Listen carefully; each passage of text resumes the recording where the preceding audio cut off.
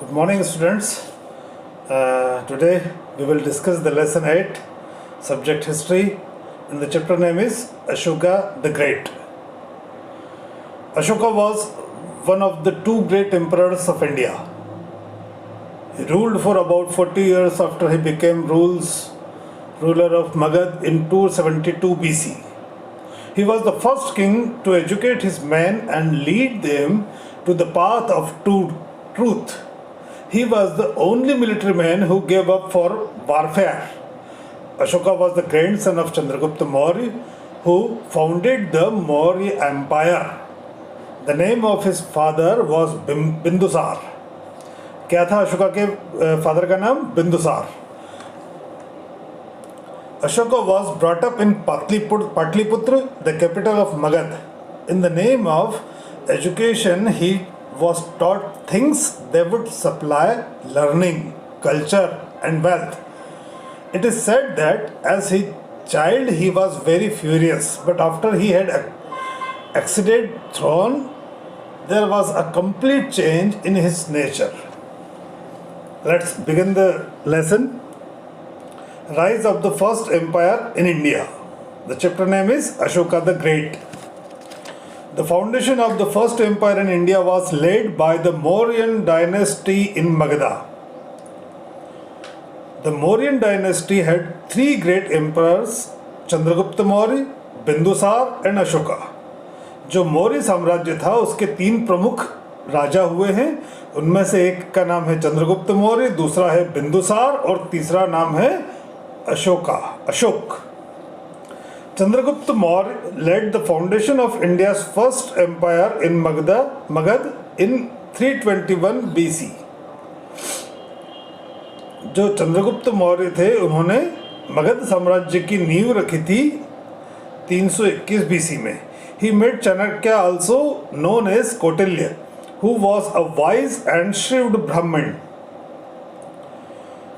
चंद्रगुप्त मौर्य का जो परिचय है वो चाणक्य से हुआ, जिनका नाम कौटिल्य भी है, जो एक बहुत बुद्धिमान और चालाक ब्राह्मण था.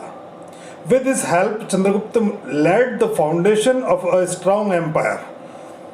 चाणक्य की मदद से चंद्रगुप्त मौर्य ने साम्राज्य की जो नींव थी वो बड़ी मजबूती से रखी. The empire stretched from Bengal and Assam in the east of Afghanistan and Balochistan in the west of Kashmir and Nepal in the north of the Deccan Plateau in the south. जो मौर्य साम्राज्य था वो इन दोनों के प्रताप से बंगाल और आसाम तक, पूर्व में अफगानिस्तान और बलूचिस्तान जो कि आज एक स्वतंत्र देश है वहाँ तक फैला हुआ था, और पश्चिम में कश्मीर और नेपाल जो है उत्तर में, और डेक्कन प्लेटू जो कि दक्षिण है वहाँ तक. It included large cities like Pataliputra and provincial capital such as Ujjain and Taxila. इनके साम्राज्य में बहुत बड़े बड़े शहर हुआ करते थे, जैसे कि Pataliputra.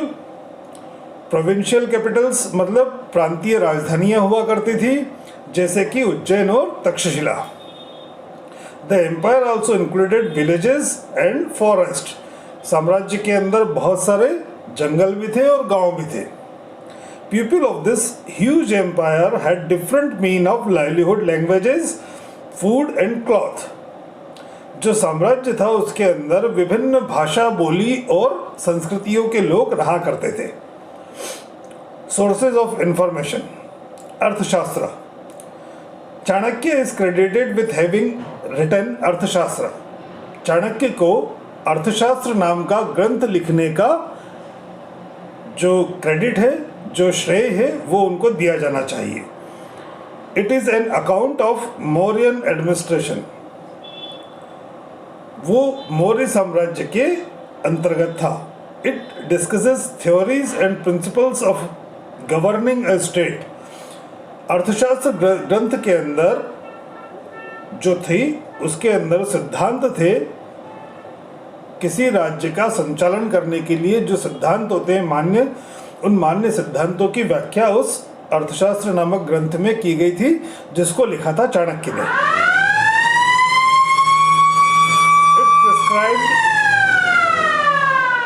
It prescribes the solution to the problems associated with governing an empire. Several of the suggestions are still relevant in the modern world.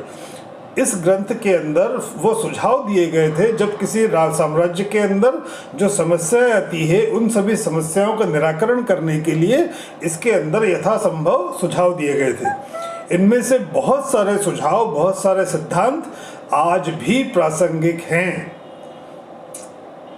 Next, indica. Megasthenes was a Greek historian who came to India as an ambassador of Seleucus Nicator. Megasthenes जो था वो Greek इतिहासकार था जो कि India आया था, और मेगास्थनीज जो था वो सेल्यूकस का राजदूत था। कौन था मेगास्थनीज?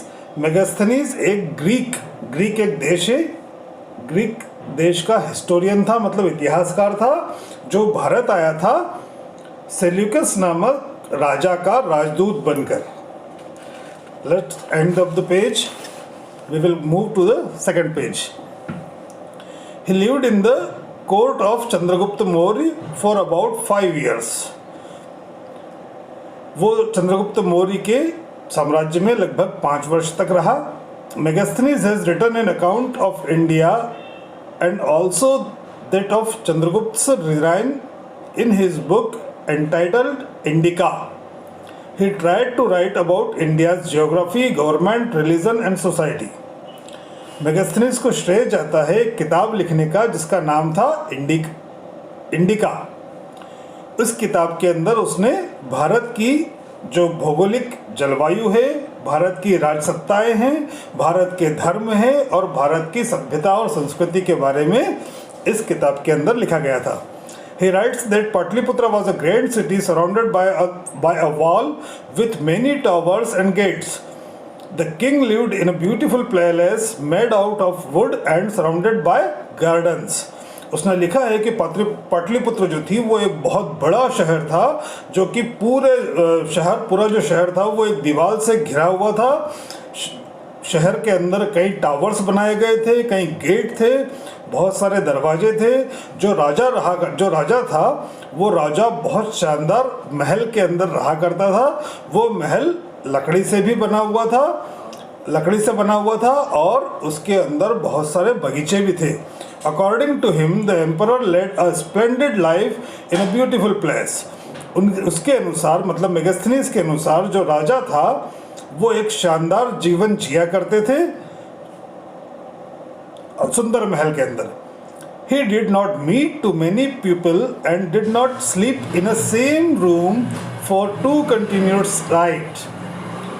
मेगास्थनीज के अनुसार वो बहुत ज़्यादा, जो राजा थे वो बहुत ज़्यादा लोगों से नहीं मिलते थे और वो किसी भी कमरे के अंदर लगातार 2 रातों तक नहीं सोते थे। इतना बड़ा विशाल महल हुआ करता था राजा का। The emperor had unlimited powers and kept himself well informed about the emperor through a system of spies. जो राजा था उसके पास में असीमित शक्तियाँ थी। एक सिस्टम था उन लोगों के पास में, राजा के पास में, उसके जासूसों का, जो कि दूसरे देशों की जासूसी करा करते थे। Even the food to be eaten by the emperor was first tested by the special servants. The emperor went out of the palace in a grand procession and under strict security. जो राजा थे वो जो महल से बाहर जाया करते थे तो बहुत कड़ी सुरक्षा के साथ बाहर जाया करते थे, और जो राजा खाना खाते थे वो खाना भी पहले जो उनके विशेष सेवक हुआ करते थे उन सेवकों द्वारा पहले खाना खाया जाता था, उसके बाद वो वही खाना राजा खाया करते थे। ये एक तरह का चेक पॉइंट था राजा की सुरक्षा के लिए कि खाने में कोई जहर वगैरह तो नहीं मिला हुआ है। He sat on the gold palanquin. The elephants were beautifully decorated with gold and silver. जो राजा था वो हाथी पर बैठा करते थे और जो हाथी के ऊपर जो पालकी थी वो पूरी सोने की बनी हुई थी और बहुत सुंदर से डेकोरेट की हुई थी सोने और चांदी से। Megasthenes has also written about the prosperity of the people. Megasthenes ने उस समय की समृद्धता का वर्णन भी किया है।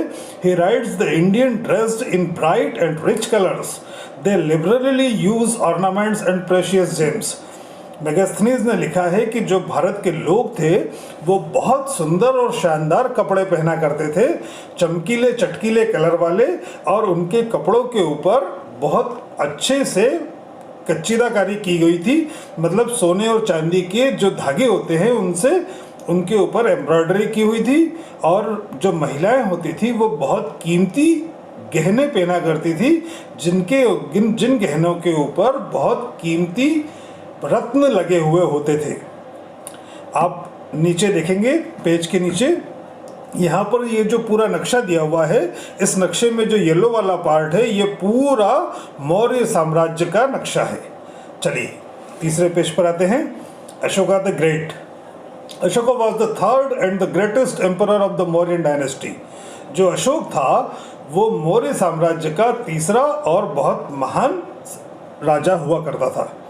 He was the son of Bindusara. Ashoka जो थे वो बिंदुसार के लड़के थे। बिंदुसार भी राजा थे मौर्य साम्राज्य के, उनके लड़के थे। And is regarded as one of the most exemplary rulers in the world. और अशोका का जो नाम है, अशोका के जो महत्ता है वो भारत के बहुत महान राजाओं की श्रेणी में होती है। अशोका मीन्स विदाउट सोरो। अशोका मीन्स, अशोक का मतलब क्या होता है? जिसको शोक ना हो। विदाउट सोरो, सोरो मतलब होता है दुख, विदाउट मतलब होता है बिना, बिना दुख का, बिना, जिसको शोक नहीं होता, Ashok. He was a skilled and brave warrior. जो अशोका जो थे वो बहुत कुशल और बहुत वीर थे। Next one is Kalinga war. After Bindusara's death Ashok became the emperor in 268 BCE। Bindusar की मृत्यु के बाद अशोक राजा बने 268 BC में। He extended the boundaries of the empire in 261 BC. He attacked Kalinga, coastal Odisha. This war was the turning point of his life. The war was devastating. Devastating मतलब भयानक। Devastating and Kalinga was destroyed completely. Bindusara की मृत्यु के बाद उस जो अशोका थे उन्होंने अपने राज्य की सीमाओं का विस्तार किया। उन्होंने कलिंग नामक प्रदेश पर आक्रमण किया। ये जो युद्ध था ये युद्ध बहुत ही भयानक था और अशोक के जीवन का महत्वपूर्ण पड़ाव था जिसने उसके जीवन में परिवर्तन लाया। अशोक ने कलिंग को पूरी तरह से नष्ट कर दिया। कलिंग जो राज्य था उसको पूरी तरह से युद्ध में नष्ट कर दिया था। Ashoka himself was horrified when he witnessed the bloodshed. सम्राट अशोक जो थे वो खुद युद्ध के पश्चात युद्ध से होने वाली विभीषिका, रक्तपात, सैनिकों की मृत्यु, उनके परिवार का बिलखना, इन सबको देखकर वो खुद भी भयाक्रांत हो गए थे, डर गए थे, उन्हें बड़ा दुख हुआ था। More than 1 lakh people were killed. लगभग 1 लाख से ज़्यादा लोगों की मृत्यु हुई थी इस युद्ध के अंदर। Ashoka gave up warfare and his policy of conquest. Ashoka जो था, जो सम्राट अशोक थे, इस युद्ध के बाद उन्होंने अंदर से वो पराजित हो गए थे और उन्होंने युद्ध को हमेशा के लिए त्याग दिया। He embraced Buddhism and swore he would rule and conquer by Dhamma, the Prakrit word for धर्म। इस युद्ध के पश्चात सम्राट अशोक जो थे वो बुद्धिज्म की ओर आकर्षित हुए और उन्होंने कसम खाई कि वो धर्म के अनुसार अपने राज्य का संचालन करेंगे। धम्म जो है वो प्राकृत वर्ड धर्म से ही आया है। जो नेक्स्ट वन है Ashoka Dhamma. Ashoka became an ardent follower and propagator of Buddha's teaching. जो अशोक जो थे वो बहुत उत्साही फॉलोवर थे किसके? बुद्धिज्म के, और प्रोपोगेटर थे। प्रोपोगेटर मतलब प्रचारक। बुद्ध धर्म जो था उसके बहुत उत्साही फॉलोअर थे और प्रचारक थे बुद्ध की शिक्षाओं के। He built many stupas and viharas. He was closely associated with the Sangha and the Buddhist monk. जो अशोक जो थे वो बहुत नज़दीकी जुड़े हुए थे संघ से और बुद्ध की शिक्षाओं से और बुद्ध स्तूपों से। He sent Buddhist missionary to other countries. उसने बुद्ध की शिक्षाओं को अन्य प्रदेशों में भी भेजा, जो बौद्ध लोग होते हैं उनके शिष्यों के माध्यम से। At the same time, he was tolerant to all religion and did not force people to convert to Buddhism. उसी समय, लगभग उसी समय वो बहुत सहनशील और सभी धर्मों के लिए बहुत सहनशील हो गए थे और किसी को भी बुद्ध धर्म में फोर्सफुली कन्वर्ट करने के लिए तैयार नहीं थे। Ashoka Dhamma was a code of conduct and a way of life. He used all his power to and resources to spread the Buddha's teaching. Ashok जो थे अपने पूरी साम्राज्य सत्ता का उपयोग बुद्ध धर्म को फैलाने के लिए और उनकी शिक्षाओं को प्रसार प्रसार करने के लिए लगा रहे थे। He wanted to rule his empire by Dhamma. वो अपना साम्राज्य धर्म के अनुसार चलाया करते थे। He told his officials to be kind and tolerant towards people. उन्होंने अपने सारे अधिकारियों को कह रखा था कि वो सामान्य जनता के लिए उदार और टॉलरेंट मतलब होता है, काइंड मतलब होता है दयालु और टॉलरेंट मतलब होता है उदार। उन्होंने अपने ऑफिशियल से कह रखा था कि आम जनता के लिए दयालु और उदार हो जाए। He appointed special officials called Dhamma Mahamantras to see the welfare of the people. उन्होंने कुछ स्पेशल ऑफिशियल्स नियुक्त किए थे जो कि महामंत्री के नाम से जाने जाते थे, जो लोगों के कल्याण का कार्य करते थे। Ahimsa is an important feature of Ashok Dhamma. He was against the unnecessary massacre of people. जो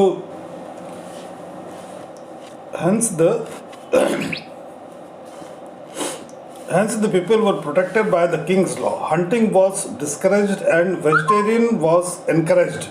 He treated all peoples equal and set prisoners free. उन्होंने उस समय पर सारे कैदियों को रिहा कर दिया।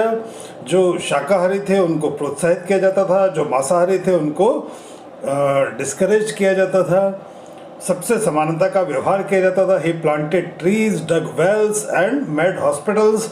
अशोका जो थे उन्होंने पेड़ लगवाए, उन्होंने कुएं खुदवाए, उन्होंने हॉस्पिटल बनवाए, दोनों के लिए, आदमियों के लिए भी और जानवरों के लिए भी।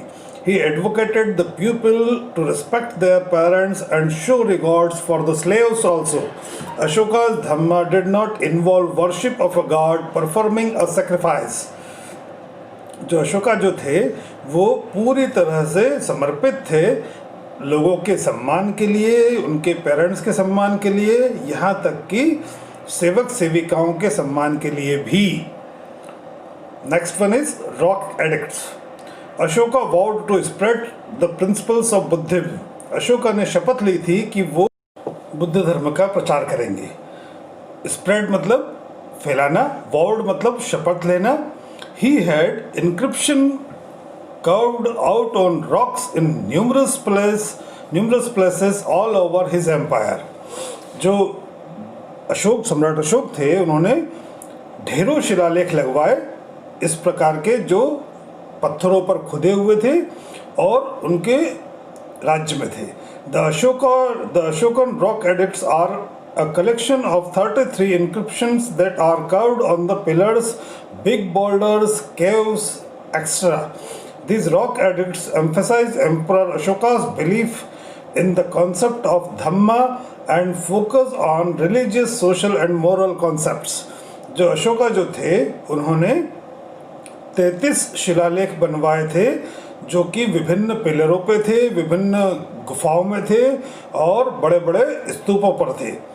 जो रॉक थे, जो रॉक एडिक्ट्स थे, ये बुद्ध धर्म के प्रति निष्ठा का प्रतीक थे जो अशोक की बुद्ध धर्म के प्रति थी। Next page, art and architecture. The Mauryan period is marked by an advanced level of the art and architecture. It was generally influenced by the Buddhist art, the Ashokan pillars, numerous stupas, sculptures, caves, residence of insects, etc., stand out a fine example of Mauryan art. The tall Ashokan pillars were made of a single stone which was cut, shaped, and polished. One such pillar was erected at Sarnath in Uttar Pradesh. The top portion of this pillar, called a lion capital, has 4 lions standing back to back. It is now the national symbol of India. Another masterpiece of Mauryan art is the Great Stupa at Sachi. It is now a UNESCO World Heritage Site. जो मौर्य काल था, उस मौर्य काल के अंदर जो स्थापत्य शैली थी वो अपने समृद्धता पे थी. जो अशोका ने बहुत सारे पिलर्स के ऊपर अनगिनत स्तूपा बनवाए, अनेक शिलालेख लिखवाए, अनेक गुफाओं के अंदर उन्होंने इस स्थापत्य कला का प्रयोग किया और मौर्यन कला को उन्होंने बहुत दूर दूर तक पहुंचाया. अशोक के समय में एक पत्थर को तराश कर, उसको काट कर, उसको तराश कर और उस पर पॉलिश कर कर बहुत सारी मूर्तियां बनाई गई. सेम इसमें इसी स्थापत्य कला का एक बहुत अच्छा उदाहरण उत्तर प्रदेश के सारनाथ के अंदर लायन कैपिटल के रूप में है. यहाँ पर एक पत्थर देख रहे हैं आप चित्र के अंदर, उसमें एक पिलर है, उस पिलर के ऊपर 4 शेरों की आकृतियां हैं जो एक दूसरे के पीछे हैं. ये वर्तमान में भारत का राष्ट्रीय चिन्ह है. इसको बोलते हैं लायन कैपिटल. एक और मौर्य कला की स्थापत्य कला थी, अशोका की जो स्थापत्य कला थी, उस स्थापत्य कला का एक बहुत अच्छा उदाहरण मध्य प्रदेश के सांची के अंदर सांची स्तूप से. वर्तमान में ये सांची के स्तूप यूनेस्को के जो विश्व संरक्षित सूची है, उस सूची के अंदर ये शामिल है. Next page number 57. Ruling the empire, the Mauryan administration is considered as one of the best in the ancient times. There was political stability which resulted in an era of economic development, social harmony, religious tolerance, spread of knowledge and progress in the science. जो मौर्य प्रशासन था वो उस समय के पुरातन राज्यों के बेस्ट प्रशासन में से एक प्रशासन था. उस समय पर राजनीतिक स्थिरता थी, उस समय पर आर्थिक प्रगति थी, उस समय पर सामाजिक सद्भाव था, उस समय पर धार्मिक सहनशीलता थी और ज्ञान का विस्तार हुआ करता था. विज्ञान के अंदर भी प्रगति की थी. Pataliputra was the capital city. The capital and the surrounding areas were under the control of the central government with the emperors as the supreme head. He was also the supreme head of the army and the chief justice of the kingdom. He utilized the service of a council of ministers, princes and officials called Mahamantras to run the administration. Pataliputra जो थी वो उनकी राजधानी थी. उस पाटलिपुत्र राजधानी में चारों तरफ जो सराउंडिंग एरिया था उस पर कंट्रोल करता था केंद्र सरकार. जो केंद्रीय सरकार हुआ करती थी वो इस पर कंट्रोल करती थी और उस केंद्रीय सरकार का एक सुप्रीम हेड हुआ करता था. He was also the supreme head of the army. वो उस सेना का भी सेनापति हुआ करता था जो सेना हुआ करती थी. And the chief justice of the kingdom, वो उस साम्राज्य का मुख्य न्यायाधीश भी हुआ करता था. He utilise the services of the council of minister. वो अपने सारे प्रतिनिधियों की भी सेवाएं इस काम में लिया करता था. The empire was divided into 4 provinces. जो पूरा साम्राज्य था वो 4 प्रांतों में बांट रखा था. There were Tosali in the east, Ujjain in the west, Suvarnagiri in the south and Takshashila in the north. जो 4 प्रांतों में बांट रखा था उसमें जो तोसाली था वो पूर्व में था, उज्जैन पश्चिम के अंदर जो उज्जैन शहर है मध्य प्रदेश का, सुवर्णगिरी इन द दक्षिण में, सुवर्णगिरी दक्षिण के अंदर और तक्षशिला उत्तर के अंदर. These provinces were ruled by the royal princes sent as governors. ये जो चारों प्रांत थे, इन चारों प्रांत पर जो राज्य सत्ता थी उनके जो गवर्नर्स थे, जो राज्यपाल थे, वो राज करा करते थे. Though they were under the control of the centre, फिर भी वो लोग केंद्र सरकार के अधीन थे। दे एक्सरसाइज्ड सम ऑटोनॉमी, लेकिन उन्हें कुछ स्वतंत्रता भी मिली हुई थी। The emperor collected tribute from the areas between the provinces, वो अपने प्रांतीय क्षेत्र के अंदर आने वाले क्षेत्र से कर इकट्ठा करते थे। They made use of the available resources and exercised control over the roads and rivers. The densely forest region were the homes of tribals. They functioned independently but paid tribute to the emperor in kind. जो कर आता था वो पूरे साम्राज्य के सभी प्रांतों से आया करता था, और यहाँ पर जो जंगल थे उन सारे जंगल के सड़कों का और नदियों का जो क्षेत्र था उस क्षेत्र के सारे रिसोर्सेज का उपयोग किया जाता था। जो जंगल थे वो आदिवासियों के क्षेत्र थे और वो संरक्षित क्षेत्र हुआ करते थे। दे फंक्शनड इंडिपेंडेंटली, मतलब उन्हें स्वतंत्रता से रहने का अधिकार था, लेकिन केंद्रीय सरकार को उस समय पर भी कर दिया जाता था इन लोगों के द्वारा भी। The Arthashastra tell us land revenue was a major source of income for the state.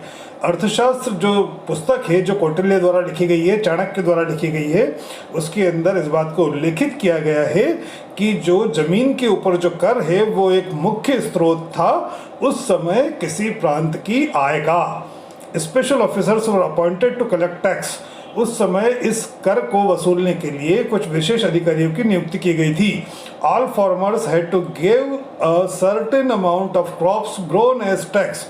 उस समय पर जो किसान थे वो अपनी उपज का 1/6 भाग कर के रूप में दिया करते थे। The peoples also paid sale tax and water tax. उस समय पर विक्रय कर और जल कर भी था। The taxes collected enabled the emperor to build a strong empire. इन सब करों के माध्यम से उस समय का साम्राज्य एक बहुत शक्तिशाली साम्राज्य बनकर उभरा था। The Mauryan king maintained a large and well equipped army. There was a developed spy system to keep a watch over the ministers, provincial governors and the other officials. The spies included women also. जो मौर्य साम्राज्य था उसकी अपनी एक बहुत बड़ी और विशाल सेना थी, और इसके साथ ही जो गुप्तचर विभाग था वो गुप्तचर विभाग भी बहुत बड़ा और बहुत वेल मेंटेन था, जो नज़र रखता था सारे मंत्रियों के ऊपर, सारे राज्यपालों के ऊपर, सारी प्रांतीय सरकारों के ऊपर और सारे अधिकारियों के ऊपर। इस गुप्तचर विभाग में महिलाएं भी थी। Decline of the Mauryan empire. After Ashoka's death in 232 BC, the empire slowly declined. Some of the reasons are: Maurya साम्राज्य का पतन। मौर्य साम्राज्य का पतन लगभग 232 BC के आसपास हुआ धीरे धीरे। उसके प्रमुख कारण इस प्रकार हैं। First, Ashoka's successors were not efficient enough to take care of such a large empire. जो अशोक की जो सफलता थी उसके बाद में उसके लोग इस इतने बड़े साम्राज्य को संभालने के लिए योग्य नहीं थे। The control over the distant area slowly declined. जो साम्राज्य था उस साम्राज्य के जो सुदूर प्रांत थे उन सुदूर प्रांत धीरे धीरे उनसे कटते गए। The Mauryan army become weak and inefficient as the state treasury did not have enough fund required for its maintenance. जो मौर्य साम्राज्य की जो सेना थी वो धीरे धीरे कमजोर होती गई क्योंकि उनको जीवनोपयोग के लिए उचित वेतन नहीं मिल पाता था, क्योंकि मेंटेनेंस इतनी बड़ी सेना का जो रखरखाव है वो बहुत महंगा होता है। Because of a weak army and inefficient kings, the provincial governor launched revolts and declared themselves independent of the central government. इसी कमजोर आर्मी के कारण और अयोग्य शासक होने के कारण जो प्रांतीय सरकारें थी उन्होंने धीरे धीरे अपने आप को स्वतंत्र घोषित कर लिया और वो केंद्र सरकार के अधीन नहीं रह गए। लास्ट पेज के ऊपर इम्पोर्टेंट टर्म्स हैं और समरी हैं। इन इम्पोर्टेंट टर्म्स को और समरीज को आप एक बार अच्छे से पढ़ लीजिएगा, याद कर लीजिएगा, क्योंकि ये महत्वपूर्ण तथ्य हैं उस समय का जो हमको याद भी होना चाहिए और मालूम भी होना चाहिए। मैं समरी को एक बार पढ़ देता हूँ। The foundation of the first empire in India was laid by the Mauryan dynasty in Magadha. Chandragupta Maurya was the first ruler of the dynasty. जो मौर्य साम्राज्य था, मगध के अंदर मौर्य साम्राज्य की नींव रखी गई और चंद्रगुप्त मौर्य उसके पहले शासक बने। Megasthenes in his book Indica and Chanakya in Arthashastra have given detailed account of the administrative, political and economic military system for the Mauryan Empire. Megasthenes जो थे उन्होंने अपनी किताब में, इंडिका में, और चाणक्य ने अपनी किताब अर्थशास्त्र के अंदर राज्य शासन तंत्र को चलाने के लिए जो सिद्धांत दिए वो सिद्धांत प्रशासन, राजनीतिक, आर्थिक और सैनिक व्यवस्था से संबंधित सूत्र थे जो मौर्य साम्राज्य के सहायक बने। Ashoka is regarded as one of the greatest ruler of the world. Ashoka जो थे उनकी गिनती देश के नामी शासकों में की जाती है। He waged a war on Kalinga and this war changed him for a great warrior to a great advocate of peace। जो कलिंग का युद्ध था, उस कलिंग के युद्ध ने अशोक को एक वीर योद्धा से एक शांति का जो दूत है उसमें परिवर्तित कर दिया। Ashoka became an ardent follower of Buddha's technique, Buddha's teaching and spared no effort of propagating them। बाद में अशोका बुद्ध धर्म का अनुयायी बना और बुद्ध की शिक्षाओं को पूरे देश में फैलाने लगा। Most of the Ashoka's edicts are about Dhamma which was a code of conduct and way of life. जो अशोक के जो सारे वो सूत्र थे या जो सारे उन्होंने सूत्र थे उन्होंने शिलालेख के माध्यम से पूरे प्रांतीय सरकार में लगवाए, पूरे केंद्र सरकार के अधीन आने वाले देश में लगवाए, जो जीवन जीने की पद्धतियों के संबंध में थे। The Mauryan empire comprised of 4 provinces. Maurya साम्राज्य था 4 प्रांत सरकार में बटा हुआ था। The provincial government was under the control of the princes. जो प्रांतीय सरकारें थी वो उस समय पे रानी के कंट्रोल में थी। The Mauryan empire had a good network of spies. Maurya साम्राज्य था गुप्तचर तंत्र से बहुत समृद्ध था। The Mauryan art and architecture was quite advanced. जो मौर्य स्थापत्य कला थी वो अपने श्रेष्ठतम दौर में थी। यहाँ पर पाठ समाप्त होता है। प्रश्नोत्तर आपको PDF के माध्यम से प्राप्त हो जाएंगे। धन्यवाद।